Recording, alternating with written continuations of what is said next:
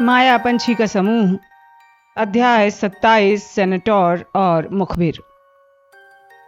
Hermione, अब तुम्हें लग रहा होगा कि तुमने ज्योतिष नहीं छोड़ा होता तो अच्छा होता, पार्वती ने मुस्कुराते हुए कहा। यह नाश्ते का समय था। प्रोफेसर ट्रिलोनी की बर्खास्तगी वाली घटना को 2 दिन हो चुके थे। पार्वती अपनी छड़ी से पलकें घुमा रही थी और चम्मच के पीछे अपनी छवि देख रही थी। उस सुबह उनकी फिरेंज के साथ पहली क्लास थी। हरमाइनी दैनिक जादूगर पढ़ रही थी। उसने उदासीनता से कहा, मुझे घोड़े पसंद नहीं हैं। उसने अखबार का पन्ना मोड़कर उसके कॉलम पर नजर दौड़ाई। लेवेंडर सदमे में आते हुए बोली, घोड़ा नहीं, सेनेटोर है। बहुत सुंदर सेनेटोर, पार्वती ने आह भरते हुए कहा। चाहे जो भी हो, उसके 4 पैर हैं, हरमाइनी ने ठंडे लहजे में कहा। वैसे मुझे लगता था तुम दोनों को ट्रिलोनी के जाने का अफसोस होगा। हमें अफसोस है। हैरी ने पूछा, वो कैसी हैं? बहुत अच्छी नहीं हैं बेचारी। वो रो रही थीं और कह रही थीं महल छोड़कर जाना चाहती हैं, अम्बरिज के आस पास नहीं रहना चाहती। हरमाइनी ने गंभीरता से कहा, मुझे लगता है अम्बरिज का बहुत बुरा व्यवहार तो अभी शुरू हुआ है। हरमाइनी ने अखबार बंद करते हुए कहा, मेरी बात याद रखना, वो डंबलडोर से बदला लेंगी, क्योंकि उन्होंने उनकी सलाह के बिना एक नए टीचर को नियुक्त कर दिया है, वो भी एक अर्धमानव को। फिरेंज को देखकर उनके चेहरे पर कितना अजीब भाव आया था।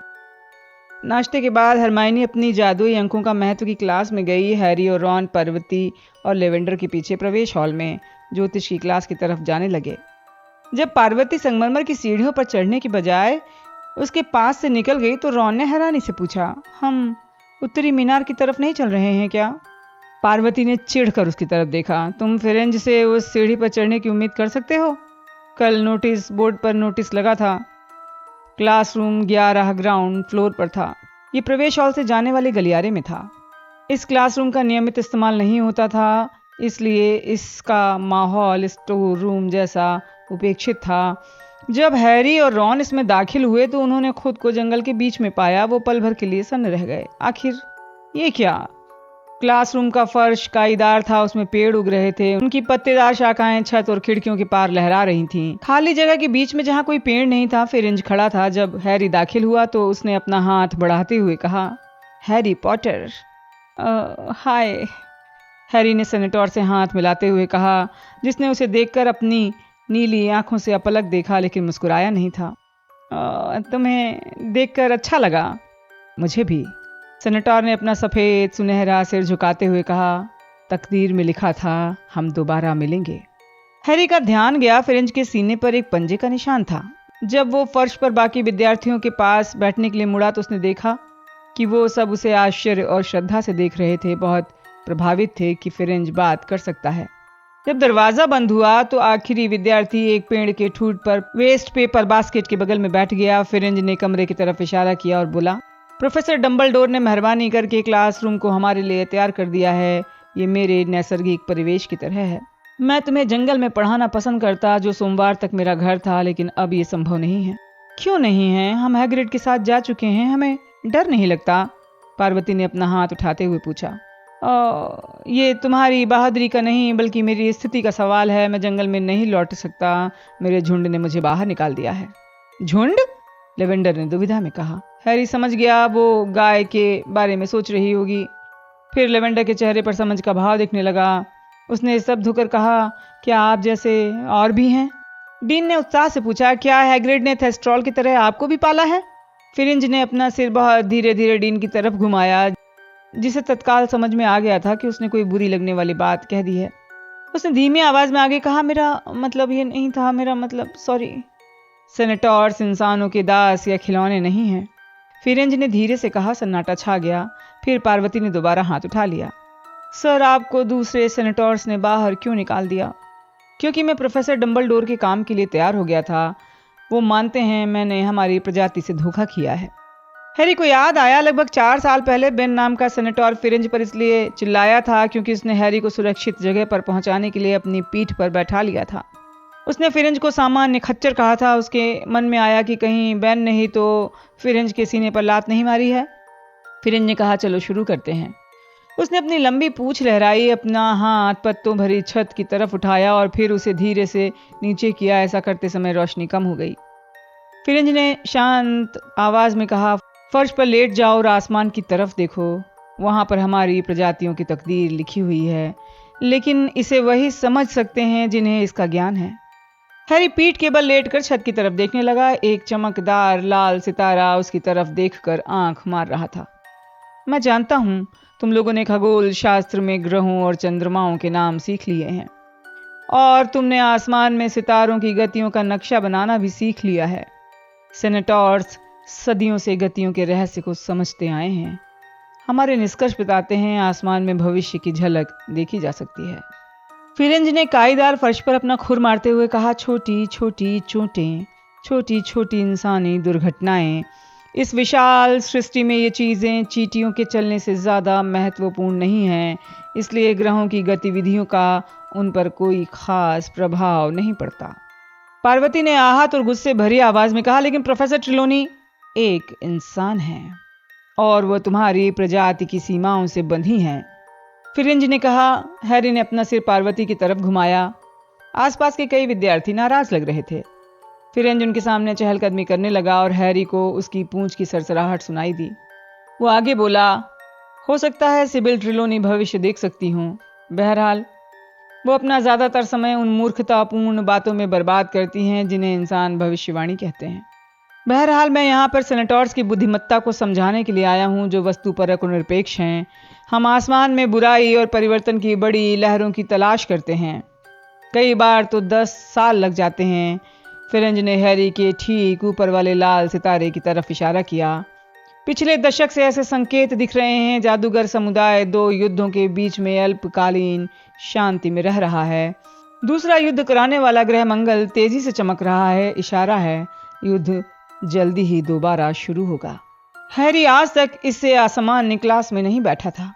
उन्होंने क्लासरूम के फर्श पर सुगंधित जड़ी बूटियां जलाईं। फिरेंज ने उन्हें कसेले धुएं में निश्चित आकृतियों के प्रतीकों को पहचानने का तरीका सिखाया, लेकिन उसे जरा भी परवाह नहीं थी कि कोई भी विद्यार्थी उसकी बताई आकृति को देख नहीं पाया। उसका कहना था इंसान वैसे भी इस काम में कुशल नहीं है। सेनेटर्स को भी इसमें निपुण बनने के लिए बरसों मेहनत करनी पड़ती है।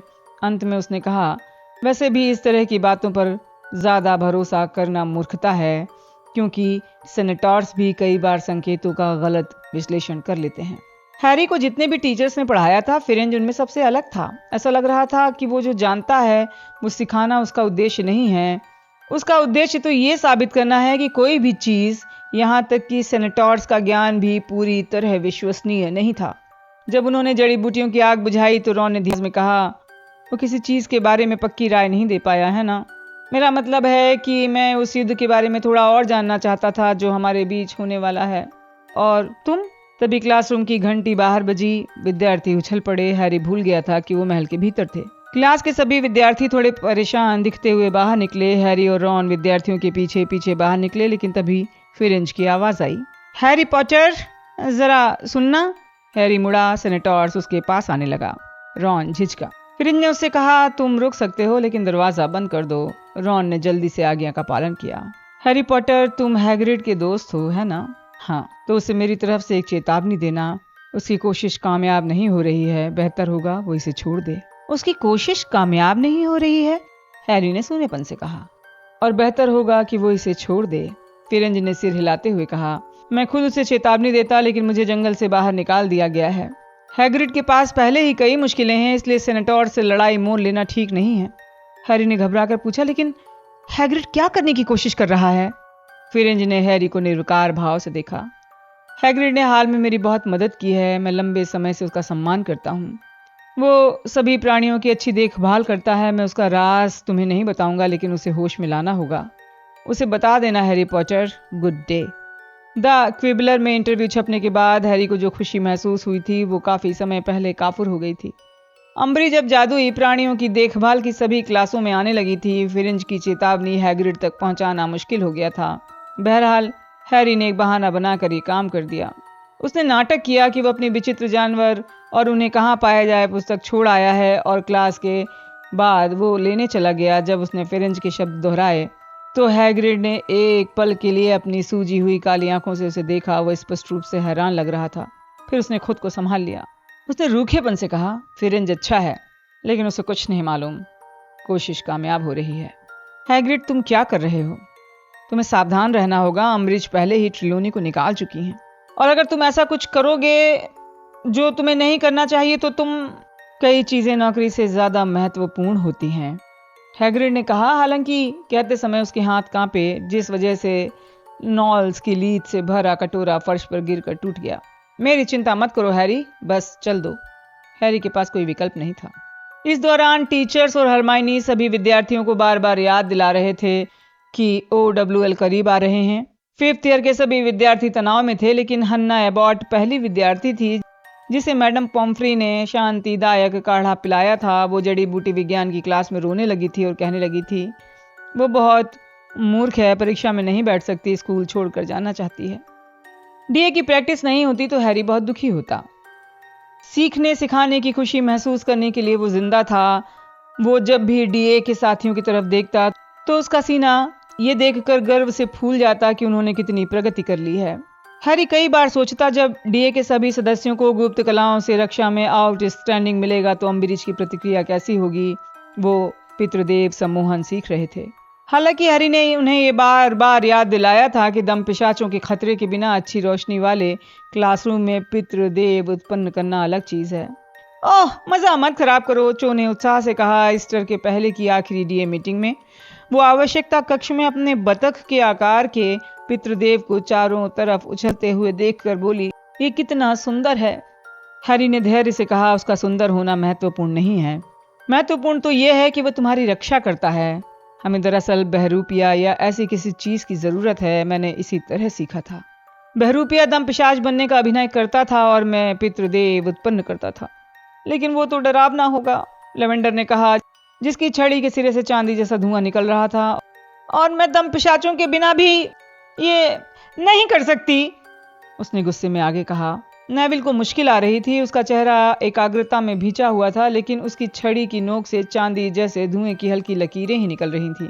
हैरी ने उसे याद दिलाया, तुम्हें खुशी वाली घटना के बारे में सोचना है। कोशिश कर रहा हूं, नेविल ने दुखी होकर कहा। उधर सीमस भी रोमांचित था, जो डीन के साथ पहली बार डीए की मीटिंग में आया था। हरमाइनी का पितृदेव चांदी जैसा चमकता हुआ उदबिलाव था जो उसके आसपास घूम रहा था। प्यार से देखते हुए बोली, पितृदेव सुंदर होते हैं, है ना? आवश्यकता कक्ष का दरवाजा खुला और बंद हो गया।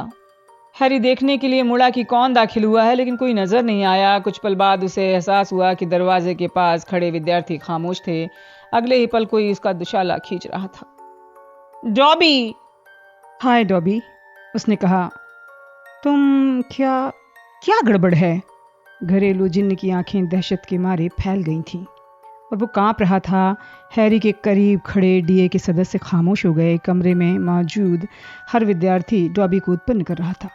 जो पितृदेव उत्पन्न हुए थे वो धुंध में खो गए थे। अंधेरा ज्यादा हो गया था। हैरी पॉटर सर, घरेलू जिन्न सिर से पैर तक कांपते हुए बोला, डॉबी आपको चेतावनी देने आया है। लेकिन घरेलू जिन्नों पर किसी को चेतावनी देने की पाबंदी है।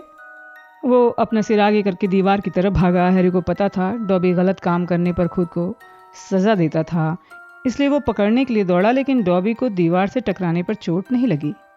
8 हैट्स पहने होने के कारण वो टकरा कर वापस आ गया।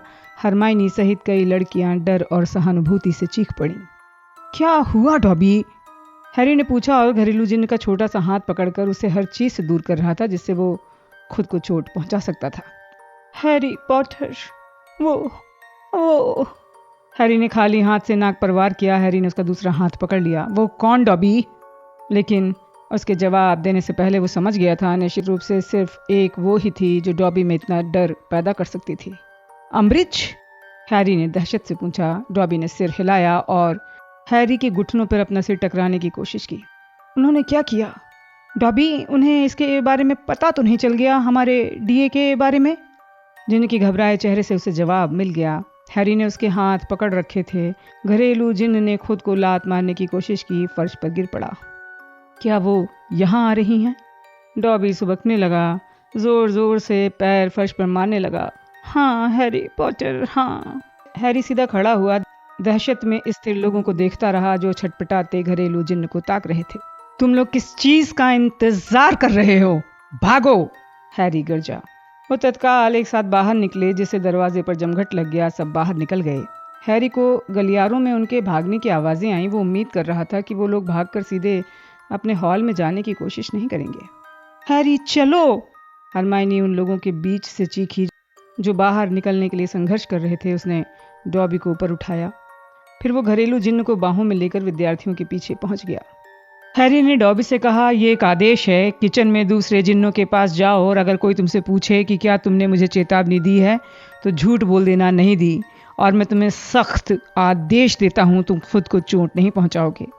इतना कहने के बाद उसने चौखट पर पहुंचकर डॉबी को छोड़ दिया। बाहर निकलने के बाद दरवाजा बंद कर दिया। धन्यवाद हैरी पॉटर, डॉबी चीखा और दौड़ने लगा। हैरी ने इधर उधर देखा, बाकी लोग तेजी से भाग रहे थे। वो दाहिनी तरफ भागने लगा। सामने लड़कों का बाथरूम था। अगर वो उसके भीतर पहुंच जाए तो वो ये नाटक कर सकता था कि वो उसके भीतर था। किसी चीज ने उसके टखने जकड़ लिए। वो बुरी तरह गिर गया। 6 फुट तक सीने के बल घिसटने के बाद वो रुक गया। कोई पीछे हंस रहा था। हैरी ने पलट कर देखा। मेलफॉय ड्रैगन के आकार के एक बदसूरत फूलदान के नीचे वाली जगह पर छिपा था। सुनिए प्रोफेसर, मैंने एक को पकड़ लिया है। फंदा मंत्र पॉटर। अम्बरिज दूर वाले कोने से भागती हुई आई। वो हाँफ रही थी लेकिन मुस्कुरा रही थी। वही है, बहुत बढ़िया ड्रैको, नाग शक्ति को 50 पॉइंट। मैं उसे ले जाती हूँ। खड़े हो जाओ पॉटर। हैरी खड़ा हो गया। उसने पहले कभी अम्बरिज को इतना खुश नहीं देखा था। उन्होंने कहा, ड्रैको, तुम जाकर बाकी विद्यार्थियों को पकड़ने की कोशिश करो। बाकी लोगों में लाइब्रेरी में देखने को कहना, जो हाँफ रहा हो उसे पकड़ लो। बाथरूमों की जांच करो। मिस पार्किंसन को लड़कियों के बाथरूम में जांच करने भेजना। और तुम? मेलफॉय के दूर जाने के बाद उन्होंने अपनी सबसे धीमी और खतरनाक आवाज में हैरी से कहा, पॉटर, हेडमास्टर के ऑफिस में चलो। हैरी सोच रहा था कि बाकी कितने लोग पकड़ाए गए होंगे। उसने रॉन के बारे में सोचा। मिसेस वीजली उसकी जान ले लेंगी और हरमाइनी को कैसा लगेगा अगर OWL के पहले उसे स्कूल से निकाल दिया गया। वो ये सोच ही रहा था कि पत्थर का गारगोइल एक तरफ हट गया। उसके पीछे की दीवार 2 हिस्सों में बट गई। गरुण द्वार के कुंडी वाले चमचमाते दरवाजे के पास वो पहुंच गए, लेकिन अम्बरिज ने खटखटाने की जहमत नहीं की। हैरी को कसकर पकड़कर धड़धड़ाती हुई अंदर चली गई। ऑफिस में कई लोग थे। डम्बलडोर अपने डेस्क के पीछे बैठे थे। चेहरे पर शांति का भाव था। मैगोनिकल उनके पास तनकर खड़ी थी। जादू मंत्री कॉर्नेलियस फज आग के पास अपने पंजों में आगे पीछे हो रहे थे, जैसे वो काफी खुश थे।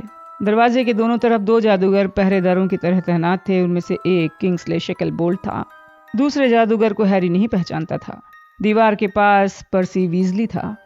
तस्वीरों वाले पुराने हेडमास्टर और हेडमिस्ट्रेसेस आज रात को सोने का नाटक नहीं कर रहे थे। जब हैरी दाखिल हुआ तो उनमें से कुछ पास वाले फ्रेमों में पहुंच गए और पड़ोसी के कान में उत्सुकता से फुसफुसाने लगे। दरवाजा बंद होने के बाद हैरी ने अम्बरिज की गिरफ्त से खुद को छुड़ाया। कॉर्नेलियस फज के चेहरे पर संतुष्टि का दुष्ट भाव था। वो गुस्से से हैरी की तरफ घूर रहे थे। हैरी का दिल बहुत तेजी से धड़क रहा था। उसका दिमाग असामान्य रूप से ठंडा और स्पष्ट था। वो गरुड़ द्वार टावर की तरफ जा रहा था। अम्बरिज की आवाज में रोमांच और निष्ठुर आनंद का पुट था। अम्बरिज ने कहा, मेलफॉय लड़के ने उसे पकड़ा है। अच्छा, उसने पकड़ा है। मुझे लूसियस को ये बात बतानी होगी। अच्छा तो पॉटर, मुझे उम्मीद है तुम जानते हो तुम्हें यहाँ क्यों लाया गया है। हैरी उद्दंडता से हाँ कहने वाला था। उसका मुंह खुल गया था और शब्द निकलने वाले थे कि उसकी निगाह डम्बलडोर के चेहरे पर पड़ी। उनकी निगाह उसके कंधे के किसी बिंदु की तरफ टिकी थी, लेकिन जैसे ही हैरी ने उनकी तरफ देखा, उन्होंने अपना सिर दोनों तरफ थोड़ा सा हिलाया। हैरी ने बीच शब्द में अपनी दिशा बदल दी। नहीं, फज बोले। क्या कहा? नहीं, तुम नहीं जानते तुम्हें यहाँ क्यों लाया गया है? नहीं, मैं नहीं जानता। फज ने हैरानी से हैरी की तरफ देखना छोड़कर प्रोफेसर अम्बरिज की तरफ देखा। इस क्षणिक असावधानी का लाभ उठाकर हैरी ने डम्बलडोर की तरफ नजर डाली, जिन्होंने गलीचे की तरफ सिर झुकाया और उसकी तरफ हल्के से आंख मार दी। तो तुम्हें जरा भी पता नहीं है? फज ने व्यंग भरी आवाज में कहा कि प्रोफेसर अम्बरिज, तुम इस ऑफिस में क्यों लाई हैं? तुम्हें नहीं पता? तुमने स्कूल का नियम तोड़ा है। स्कूल का नियम? नहीं तो? या मंत्रालय का कानून? फज ने गुस्से में पूछा। हैरी ने सपाट अंदाज में कहा, जहां तक मुझे पता है मैंने ऐसा कुछ नहीं किया। उसे खुशी हो रही थी। उसके झूठ से फज का ब्लड प्रेशर बढ़ रहा था, लेकिन उसे समझ नहीं आ रहा था कि वो इससे कैसे बचेगा। अगर किसी ने अम्बरीज को डीए के बारे में खबर दी है तो इसका लीडर होने के नाते उसे तत्काल अपना बोरिया बिस्तर बांधना पड़ेगा। फज की आवाज गुस्से में भारी हो गई। तो तुम नहीं जानते इस स्कूल में एक गैर कानूनी संस्था पकड़ी गई है? मैं नहीं जानता, हैरी ने अपने चेहरे पर मासूमी और हैरानी का भाव लाते हुए कहा। अम्बरीज ने उसके पास रेशमी अंदाज में कहा, मैं सोचती हूँ अगर मैं मुखबिर को यहाँ बुला लाऊं तो अच्छा होगा। हाँ हाँ, ऐसा ही कीजिए, फज ने सिर हिलाते हुए कहा और अम्बरीज को बाहर निकलते समय उन्होंने डंबलडोर की तरफ दुर्भावना से देखा। डंबलडोर, एक अच्छे गवाह से अच्छा कुछ नहीं। बिल्कुल कॉर्नेलियस, डंबलडोर ने गंभीरता से कहा, अपना सिर हिला दिया। वो इंतजार करते रहे। इस दौरान किसी ने एक दूसरे की तरफ नहीं देखा। अम्बरीज उसके पास से होती हुई कमरे में आ गई। उन्होंने चोक की घुंघराले बालों वाली सहेली मैरीटा का कंधा पकड़ा था, जिसने अपना चेहरा हाथों में छिपा रखा था। प्रोफेसर अम्बरीज ने धीरे से उसकी पीठ थपथपाते हुए कहा, तुमने सही काम किया है। मंत्री जी तुमसे बहुत खुश हैं। वो तुम्हारी मम्मी को बता देंगे तुम कितनी अच्छी लड़की हो। मैरीटा की मम्मी मैडम एस्कॉम्स जादुई यातायात विभाग छू नेटवर्क ऑफिस में है। आप जानते हैं हॉगवर्ट्स की अंगीठियों की निगरानी में वो हमारी मदद कर रही हैं। जैसी माँ वैसी बेटी, बहुत बढ़िया। चलो बेटा शर्माओ मत, हमें बताओ। जब मैरीटा ने सिर उठाया तो फज सदमे से पीछे उछल पड़े। आग में गिरते गिरते बचे। उनके मुंह से गाली निकल गई। उन्होंने अपने चोगे के सिर पर पैर पटके, क्योंकि आग में जलने के कारण उसमें धुआं निकलने लगा था। मैरीटा चीख उठी, अपने दुशाले को अपनी आंखों में ऊपर तक ढक लिया। लेकिन तब तक सब लोग देख चुके थे। उसका चेहरा विकृत हो चुका था। उसकी नाक और गाल पर पीप भरे छोटे छोटे बैगनी मुहासे थे, जिनसे मुखबिर शब्द लिखा हुआ था। मुहासों पर ध्यान मत दो बेटा, अपने दुशाले को अपने मुंह से हटाओ और मंत्री जी को बताओ। लेकिन मैरीटा की एक चीख निकली और उसने अपना सिर इनकार में हिला दिया। अच्छी बात है मूर्ख लड़की, तो मैं ही बता देती हूँ, अम्बरीज गुस्से में बोली। उन्होंने अपने चेहरे पर भद्दी मुस्कान लाते हुए कहा, अच्छा मंत्री जी, मिस एस्कॉम शाम को डिनर के थोड़ी देर बाद मेरे ऑफिस में आई थी और उन्होंने कहा वो मुझे कुछ बताना चाहती हैं। उन्होंने कहा अगर मैं 7वीं मंजिल पर गोपनीय कमरे की तरफ जाऊं, जिसे कई बार आवश्यकता कक्ष के नाम से जाना जाता है, तो मुझे एक अच्छी चीज पता चलेगी। मैंने सवाल किए तो उसने स्वीकार किया कि वहां किसी तरह की मीटिंग होने वाली है। दुर्भाग्य से उसी समय ये मंत्र, उन्होंने मैरीटा के छुपे हुए चेहरे की तरफ अधीरता से हाथ हिलाया, काम करने लगा और आईने में अपना चेहरा देखने के बाद ये लड़की इतनी परेशान हो गई कि आगे कुछ नहीं बता पाई। अच्छा, ये तो बहुत बहादुरी का काम किया तुमने, अम्बरीज को सब बता दिया। इसका उद्देश्य क्या था, वहां कौन कौन था? मैरीटा कुछ नहीं बोली। क्या हमारे पास इस मंत्र का कोई तोड़ नहीं है? फज ने मैरीटा के चेहरे की तरफ इशारा करते हुए अम्बरीज से कहा, मैं अभी तक इसका तोड़ खोजने में कामयाब नहीं हुई हूँ। ये सुनकर हैरी को हरमाइनी की मंत्र पढ़ने की काबिलियत पर गर्व महसूस हुआ। मंत्री जी, आपको याद होगा मैंने अक्टूबर में आपको एक रिपोर्ट भेजी थी कि पॉटर हॉग्समीड के शराब खाने हॉग्सहेड में कुछ साथी विद्यार्थियों से मिला था, और इस बात का आपके पास क्या सबूत है? प्रोफेसर मैगोनिकल ने पूछा। अम्बरीज ने दंभ में कहा, मिनर्वा, मेरे पास विली विडरशिन्स की गवाही है, जो उस वक्त बार में मौजूद था। ओह, तो इसलिए उसे निष्कासन टॉयलेट वाले मामले में सजा नहीं दी गई। हमारे न्याय तंत्र के पुख्ता होने का कितना दिलचस्प उदाहरण है। सरासर भ्रष्टाचार। लाल नाक वाले मोटे जादूगर की तस्वीर ने डंबलडोर की डेस्क वाली दीवार से कहा, मंत्रालय हमारे जमाने में छोटे मोटे अपराधियों से समझौते नहीं करता था। हम लोग इतने गिरे हुए नहीं थे। धन्यवाद फोर्टेस्क्यू, अब रहने दें, डंबलडोर ने धीरे से कहा। प्रोफेसर अम्बरीज ने आगे कहा, इन विद्यार्थियों के साथ पॉटर की मुलाकात का उद्देश्य एक गैर कानूनी समूह में शामिल होने के लिए उन्हें तैयार करना था, और इन लोगों को ऐसे मंत्र और शाप सिखाना था जो मंत्रालय इनकी उम्र के हिसाब से अनुचित मानता है। मुझे लगता है आप यहाँ पर गलत हैं डोलोरेस, डंबलडोर ने शांति से कहा। हैरी ने उनकी तरफ घूरा। उसे समझ नहीं आ रहा था कि डंबलडोर उसे इस गुत्थी से बाहर कैसे निकालेंगे। अगर विली विंडरशिन्स ने सचमुच हॉग्सहेड में हर शब्द सुना होता तो वो किसी तरह से बच नहीं सकता था। ओहो, फज ने अपने पैरों पर दोबारा ऊपर नीचे होते हुए कहा, हाँ डंबलडोर, अब हमें आप सबसे ताज़ी मनगढ़ंत कहानी सुनाएं जो आपने पॉटर को मुश्किल से बचाने के लिए गढ़ी है। चलो डंबलडोर, ये कहो कि विली विंडरशिन्स झूठ बोल रहा था, है ना? या फिर उस दिन हॉग्सहेड में पॉटर नहीं बल्कि उसका जुड़वा भाई था? पर्सी वीजली जमकर हंस दिया। ओह, बहुत बढ़िया मंत्री जी, बहुत बढ़िया। हैरी का मन हो रहा था कि वो उसे कसकर लात मार दे। फिर उसे ये देखकर हैरानी हुई डंबलडोर ये सुनकर धीरे धीरे मुस्कुरा रहे हैं। कॉर्नेलियस, मैं इस बात से इनकार नहीं करता हूं और मुझे यकीन है कि हैरी भी नहीं करता है। वो उस दिन हॉग्सहेड में था। न ही इस बात से इनकार किया जा सकता है कि वो गुप्त कलाओं से रक्षा के समूह में विद्यार्थियों को शामिल करने की कोशिश कर रहा था।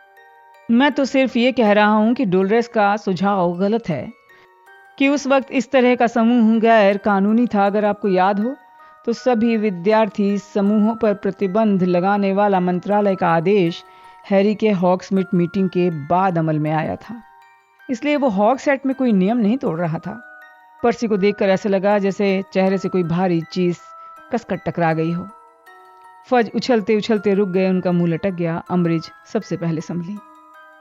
उन्होंने मुस्कुराते हुए कहा, हेडमास्टर, बहुत बढ़िया, लेकिन यदि पहली मीटिंग गैर कानूनी नहीं थी तो उसके बाद होने वाली मीटिंग निश्चित रूप से गैर कानूनी थी। देखिए, डंबलडोर ने अपनी जुड़ी हुई उंगलियों के ऊपर से उन्हें थोड़ी दिलचस्पी से देखते हुए कहा, वे जरूर होंगी अगर वो आदेश लागू होने के बाद हुई हैं। क्या इस तरह के आपके पास कोई सबूत हैं कि इस तरह की मीटिंग्स हुई हैं? सबूत? अम्बरिज ने अपनी मेढक की जैसी भयंकर मुस्कान के साथ कहा, डंबलडोर, क्या आप नहीं सुन रहे हैं? आप क्या सोचते हैं मिस एस्कॉम्ब यहाँ क्यों हैं? डंबलडोर ने अपनी भौहें उठाते हुए कहा, ओह, क्या वो हमें 6 महीने की मीटिंग्स के बारे में बता सकती हैं? मुझे तो लगा कि उसने सिर्फ आज रात की होने वाली मीटिंग के बारे में बताया है। मिस एस्कॉम्ब, हमें बताओ, ये मीटिंग कितने लंबे समय से चल रही हैं? तुम्हें हाँ या ना में अपना सिर हिलाना है बेटा। मुझे यकीन है इससे मुहासे बुरे नहीं होंगे। बेटा, बस हाँ या ना में सिर हिलाओ। चलो, इससे मंत्र काम नहीं करेगा। कमरे में मौजूद हर व्यक्ति मैरिटा के चेहरे को देख रहा था। हैरी को यह देखकर बहुत हैरानी हुई कि मैरिटा ने अपना सिर इनकार में हिला दिया। अम्बरिज ने तत्काल फज की तरफ देखा और फिर मैरिटा की तरफ। मुझे लगता है तुम सवाल नहीं समझी हो। मैं पूछ रही हूँ, क्या इन मीटिंग्स में पिछले 6 महीने से तुम जा रही हो? मैरिटा ने फिर इनकार में सिर हिला दिया। प्रोफेसर मैगोनिकल चिढ़कर बोली, मुझे लगता है उसका मतलब यह है कि पिछले 6 महीनों में कोई गोपनीय मीटिंग नहीं हुई है। क्या यह सही है मिस एस्कॉम्ब? मैरिटा ने हाँ में सिर हिला दिया। लेकिन आज रात को एक मीटिंग थी, अम्बरिज ने आवेश में कहा, और इसका लीडर पॉटर था, है ना? पॉटर ने मीटिंग आयोजित की थी, है ना? प्रोफेसर मैगोनिकल ने ठंडे लहजे में कहा, देखिए, आमतौर पर जब कोई इस तरह सिर हिलाता है तो उसका मतलब नहीं होता है जब तक कि मिस एस्कॉम्ब किसी ऐसी संकेत भाषा का इस्तेमाल न कर रही हों जो इंसानी समझ से परे हो, क्योंकि मैरिटा लगातार इनकार में अपना सिर हिला रही थी। प्रोफेसर अम्बरिज ने मैरिटा को पकड़ लिया, उसे अपनी तरफ खींचा। डंबलडोर तत्काल उठकर खड़े हो गए, अपनी छड़ी उठा ली। किंग्सले आगे बढ़ा और अम्बरिज मैरिटा से दूर होकर अपने हाथ हवा में इस तरह लहराने लगी जैसे वो जल गए हों। डंबलडोर ने कहा, डोलोरेस, मैं आपको अपने विद्यार्थियों के साथ दुर्व्यवहार की इजाजत नहीं दे सकता। वो पहली बार गुस्से में दिख रहे थे। शांत रहिए प्रोफेसर अम्बरिज, किंग्सले ने अपनी गहरी धीमी आवाज में कहा। आप खुद को मुसीबत में तो नहीं डालना चाहती? नहीं, अम्बरिज ने हाँफते हुए कहा। किंग्सले की ऊंची आकृति को देखने लगी। मेरा मतलब है, तुम ठीक कह रहे हो शेकलबोल्ट, मैं आपा खो बैठी थी। डोलोरेस, फज ने कहा, जैसे किसी चीज को आखिरी बार सही करने की कोशिश कर रहे हो। आज रात की मीटिंग जिसके बारे में हम जानते हैं निश्चित रूप से हुई थी। हाँ, देखिए, मिस एस्कॉम्ब की सूचना मिलते ही मैं तत्काल 7वीं मंजिल की तरफ चल दी। मेरे साथ कुछ विश्वसनीय विद्यार्थी थे ताकि मैं उन्हें मीटिंग में रंगे हाथों पकड़ सकूं। ऐसा लगता है मेरे आने के पहले ही उन्हें जानकारी मिल गई थी, क्योंकि जब हम 7वीं मंजिल पर पहुंचे तो विद्यार्थी हर दिशा में भाग रहे थे। हैरी दहशत में आ गया जब उन्होंने अपनी जेब से उन नामों की सूची निकाली जो आवश्यकता कक्ष की दीवार पर लगी थी। अम्बरिज ने वो सूची फज को थमा दी। अम्बरिज ने धीरे से कहा, जिस पल मैंने सूची में पॉटर का नाम देखा मैं समझ गई मामला क्या था। बहुत बढ़िया, फज ने कहा। उनके चेहरे पर मुस्कान फैल गई। बहुत बढ़िया डोलोरेस। उन्होंने डंबलडोर की तरफ देखा जो अब भी मैरिटा के पास खड़े थे और अपनी छड़ी को ढीले हाथ से पकड़े थे। फज ने धीरे से कहा, देखो, उन्होंने अपना नाम क्या रखा है, डंबलडोर की सेना। डंबलडोर ने आगे बढ़कर फज के हाथ से चर्म पत्र ले लिया। उन्होंने उस नाम को देखा जो हरमाइनी ने महीनों पहले लिखा था। फिर उन्होंने मुस्कुरा कर ऊपर देखा। अच्छा, तो खेल खत्म हो गया। कॉर्नेलियस, क्या तुम्हें मेरी लिखित अपराध स्वीकृति चाहिए या इन गवाहों के सामने बयान देने से काम चल जाएगा? हैरी ने देखा मैगोनिकल और किंग्सले एक दूसरे को देख रहे हैं। दोनों के चेहरे पर डर का भाव था। मामला फज को भी समझ में नहीं आया। बयान? मैं समझा नहीं। डंबलडोर की सेना कॉर्नेलियस, डंबलडोर ने मुस्कुराते हुए कहा, ये पॉटर की सेना नहीं है, डंबलडोर की सेना है। लेकिन अचानक फज के चेहरे पर समझ का भाव आ गया। वो डरकर पीछे की तरफ कूदे, चीखते हुए एक बार फिर आग में कूदे, फिर अपने धुआं उड़ाते चोगे पर पैर मारकर उसे दुरुस्त किया। बिल्कुल ठीक, आपने इसे बनाया था। हाँ, आपने इन विद्यार्थियों को सेना में शामिल किया था। आज इनकी पहली मीटिंग होनी थी, डंबलडोर ने सिर हिलाते हुए कहा। सिर्फ ये देखने के लिए कि क्या वो मेरी सेना में शामिल होने में दिलचस्पी लेंगे। अब मैं जान चुका हूं कि हमने मिस एजकॉम को बुलाकर गलती की थी। मेरिटा ने सिर हिलाया। फज ने कभी उसकी तरफ देखा तो कभी डंबलडोर की तरफ देखा। उनका सीना गर्व से फूलने लगा। वो चिल्लाए, तो आप मेरे खिलाफ साजिश कर रहे थे? हाँ, डंबलडोर ने खुशी से कहा। नहीं, हैरी चिल्लाया। किंग्सले ने उसकी तरफ चेतावनी से देखा। मैगोनिकल ने खतरनाक तरीके से आंखें फैला दी, लेकिन अचानक हैरी को समझ में आ गया डंबलडोर क्या करने वाले हैं। नहीं प्रोफेसर डंबलडोर, डंबलडोर ने धीरे से कहा। चुप रहो हैरी, वरना मैं तुम्हें अपने ऑफिस से निकाल दूंगा। हाँ, चुप रहो पॉटर, फज गरजे, जो अब भी डंबलडोर को दहशत भरे आनंद से घूर रहे थे। ओह, मैं आज रात पॉटर को स्कूल से निकालने आया था, और इसके बजाय तुम मुझे गिरफ्तार कर सकते हो। डंबलडोर मुस्कुराते हुए बोले, ये तो वैसा ही है कि नट गुम जाए और बदले में गैलियन मिल जाए, है ना? वीजली, फज चिल्लाए, जो अब खुशी से कांप रहे थे। वीजली, तुमने लिख लिया? उनकी हर बात, उनकी अपराध स्वीकृति तुमने लिख लिया? हाँ सर। ये भी कि वो मंत्रालय के खिलाफ सेना बनाने की कोशिश कर रहे थे, मुझे पद से हटाने की कोशिश कर रहे थे? हाँ, मैंने वो भी लिख लिया है सर। बहुत बढ़िया। फज खुशी से दमक रहे थे। एक प्रति तत्काल दैनिक जादूगर को भिजवा दो। अगर हम तेज उड़ने वाले उल्लू से भेजते हैं तो खबर कल सुबह के संस्करण में छपेगी। फिर फज डंबलडोर की ओर मुड़े। आपको मंत्रालय ले जाया जाएगा, वहां आधिकारिक रूप से आरोप लगाया जाएगा और मुकदमे की सुनवाई करके आपको अज़्काबान भेजा जाएगा। डंबलडोर बोले, हाँ, मुझे लग रहा था कि हमारे बीच में ये अड़चन आएगी। अड़चन? मुझे तो कोई अड़चन नहीं दिख रही डंबलडोर। डंबलडोर ने माफी मांगने के अंदाज में कहा, लेकिन मुझे दिख रही है। ओह, सचमुच? देखिए, आप इस भ्रम के शिकार हो रहे हैं कि मैं खुद को आपके हवाले कर दूंगा। मैं ऐसा बिल्कुल नहीं करूंगा कॉर्नेलियस। अज़्काबान जाने का मेरा कोई इरादा नहीं है। जाहिर है मैं वहां से भाग सकता हूं, लेकिन इसमें समय बर्बाद होगा, और सच कहूं तो ऐसे काम हैं जो मैं इस दौरान करना चाहूंगा। अम्बरीश का चेहरा लगातार लाल होता जा रहा था। फज बहुत मूर्खतापूर्ण अंदाज में डंबलडोर को ताकते रहे, जैसे उन्हें अभी अभी जोरदार आघात से स्तब्ध कर दिया गया हो। उन्हें पता ही ना हो कि क्या हुआ है। उन्होंने एक हल्की से आवाज निकाली, फिर मुड़कर किंग्सले और छोटे भूरे बालों वाले आदमी की तरफ देखा। उस आदमी ने फज को तसल्ली भरा इशारा किया और फिर दीवार से थोड़ी दूर हिला। हैरी ने देखा उसका हाथ धीरे धीरे जेब की तरफ बढ़ रहा था। मूर्खता मत करो डॉलिश, डंबलडोर ने पुचकारते हुए कहा। मुझे मालूम है तुम बहुत अच्छे ऑरर हो। मुझे याद है तुम्हारे सभी NEWT टेस्ट में आउटस्टैंडिंग मिला था, लेकिन क्या तुम मुझे शक्ति के साथ अपने साथ चलने के लिए मजबूर करोगे तो मुझे तुम्हें घायल करना होगा। डॉलिश मूर्खता से पलकें मिचमिचाने लगा। उसने फज की तरफ देखा। फज ने खुद को संभालते हुए कहा, तो डॉलिश, शेकलबोल्ट, डोलोरेस और मेरा अकेले ही मुकाबला करने का इरादा रखते हो डंबलडोर? अरे नहीं, जब तक कि आप इतने मूर्ख न हो कि मुझे ऐसा करने के लिए मजबूर करें। और वो अकेले नहीं हैं, प्रोफेसर मैगोनिकल ने जोर से कहा, अपने दुशाले के भीतर हाथ डाला। हाँ मिनर्वा, अकेले। हॉगवर्ट्स को तुम्हारी जरूरत है, डंबलडोर ने तीखी आवाज में कहा। बस बहुत हो गई बकवास, फज ने अपनी छड़ी निकालकर कहा। डॉलिश, शेकलबोल्ट, उन्हें पकड़ लो। कमरे में चारों तरफ चांदी जैसी रोशनी हुई। बंदूक चलने जैसा धमाका हुआ। फर्श कांपने लगा। एक हाथ हैरी की गर्दन पर पड़ा, जिसने चांदी जैसी दूसरी चमक होते ही उसे फर्श पर झुका दिया। कई तस्वीरों के चिल्लाने की आवाजें आईं। ज्वाला चीखा। धुएं का एक बादल हवा में भर गया। धूल में खांसते हुए हैरी ने देखा उसके सामने एक काली आकृति धड़ाम से जमीन पर गिर गई थी। एक चीखने की आवाज आई और धम्म से गिरने के बाद कोई चिल्लाया नहीं। फिर कांच टूटने की आवाज आई, जोर से संघर्ष करते कदमों की आवाज आई, एक कराह और फिर खामोशी। हैरी ये देखने के लिए मुड़ा कि उसका गला कौन दबा रहा है। उसने देखा प्रोफेसर मैगोनिकल उसके पास उकड़ू बैठी हैं। उन्होंने उसे और मैरिटा को झुकाकर नुकसान से बचा लिया। धूल अब भी हवा में तैरती हुई नीचे आ रही थी। थोड़ा हाँफते हुए हैरी ने देखा कि एक लंबी आकृति उनकी तरफ आ रही है। डंबलडोर ने पास आकर पूछा, तुम सब ठीक हो? हाँ, प्रोफेसर मैगोनिकल ने खड़े होते हुए और हैरी और मैरिटा को खींचते हुए कहा, धूल साफ हो रही है। ऑफिस का मलबा दिखाई देने लगा। डंबलडोर की डेस्क पलट गई। सभी जर्जर टेबलें ढहकर फर्श पर गिर चुकी थीं। उनके चांदी के यंत्र टुकड़े टुकड़े हो गए थे। फज, अम्ब्रिज, किंग्सले और डॉलिश फर्श पर बेहोश थे। ज्वाला नाम का फेनिक्स उनके ऊपर चौड़े चक्कर लगा रहा था और धीरे धीरे गा रहा था। दुर्भाग्य से मुझे किंग्सले को बेहोश करना पड़ा, वरना मामला संदिग्ध दिखता, डंबलडोर ने धीमी आवाज में कहा। वो बहुत समझदार है। जब बाकी लोगों का ध्यान दूसरी तरफ था तो उसने मिस एजकॉम्ब की याददाश्त को चुटकी में बदल दिया था।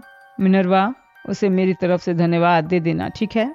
देखो, वो लोग बहुत जल्दी जाग जाएंगे। ये बहुत अच्छा रहेगा कि अगर उन्हें पता ना चले कि हमारे पास बातचीत का समय था। तुम्हें इस तरह दिखाना है जैसे कोई समय नहीं बीता है, जैसे वो सिर्फ जमीन पर गिरे हैं। उन्हें याद नहीं रहेगा। आप कहाँ जाएंगे डंबलडोर? ग्रिमॉल्ड चौक?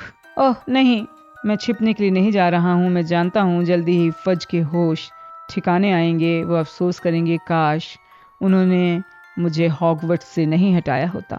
प्रोफेसर डंबलडोर, हैरी ने कहना शुरू किया। वो नहीं जानता था कौन सी बात पहले कहे। उसे अफसोस था कि उसने डीए शुरू किया, उसी के कारण सारा बखेड़ा हुआ और उसे निष्कासन से बचाने के लिए डंबलडोर हॉगवर्ट्स छोड़कर जा रहे थे। लेकिन उसके कुछ बोलने के पहले डंबलडोर ने कहा, सुनो, मेरी बात सुनो हैरी। तुम्हें पूरा मन लगाकर गुप्त विद्या सीखनी है। हर वो काम करो जो प्रोफेसर स्नैप कहते हैं। खास तौर पर रात को सोने के पहले इसका अभ्यास करो, ताकि तुम अपने मस्तिष्क को बुरे सपनों से बचा सको। तुम्हें इसका कारण जल्दी ही समझ में आएगा, लेकिन तुम्हें मुझसे वादा करना होगा। डॉलिश नाम का जादूगर हिलने लगा। डंबलडोर ने हैरी की कलाई पकड़ ली। याद रखना, अपने मस्तिष्क को बिल्कुल बंद कर लेना। जैसे ही डंबलडोर की उंगलियां हैरी की चमड़ी पर कसीं, उसके माथे के निशान में दर्द होने लगा। एक बार फिर उसके मन में वही भयंकर सांप जैसी प्रबल इच्छा हुई कि वो डंबलडोर पर हमला कर दे, उन्हें काट ले, उन्हें चोट पहुंचा दे। तुम समझ जाओगे। डंबलडोर फुसफुसाए। ज्वाला ने ऑफिस का चक्कर लगाया, उनकी तरफ आ गया। डंबलडोर ने हैरी को छोड़ दिया। अपना हाथ उठाकर ज्वाला की लंबी सुनहरी पूंछ पकड़ ली। आग की चमक दिखी। वो दोनों चले गए। वे कहाँ हैं? वे कहाँ हैं? फज चीखते हुए फर्श से उठे। क्या पता? किंग्सले उठते हुए चिल्लाया। वो अंतर्ध्यान तो नहीं हो सकते। इस स्कूल के भीतर कोई अंतर्ध्यान नहीं हो सकता। अम्ब्रिज चीखी। सीढ़ियों पर देखता हूं। डॉलिश चिल्लाता हुआ दरवाजे के पीछे गया। उसने झटके से दरवाजा खोला और गायब हो गया। उसके पीछे पीछे किंग्सले और अम्ब्रिज भी गए। फज झिझके, फिर खड़े होकर उन्होंने अपने दुशाले के सामने वाले हिस्से से धूल साफ की। एक लंबी दर्दनाक खामोशी छा गई। मिनर्वा, मुझे डर है ये तुम्हारे दोस्त डंबलडोर का अंत है। आपको ऐसा लगता है? प्रोफेसर मैगोनिकल ने हकारत से कहा। ऐसा लगा जैसे फज ने उनकी बात ना सुनी हो। उन्होंने ऑफिस के मलबे की तरफ देखा। कुछ तस्वीरें उनकी तरफ हिस्से की आवाजें कर रही थी। एक दो ने तो हाथ से शालीनताहीन इशारे भी किए। बेहतर होगा तुम इन दोनों को बिस्तर पर पहुंचा दो, फज ने हैरी और मेरिटा की तरफ इशारा करते हुए कहा। प्रोफेसर मैगोनिकल कुछ नहीं बोली, बल्कि हैरी और मेरिटा को लेकर दरवाजे पर पहुंच गईं।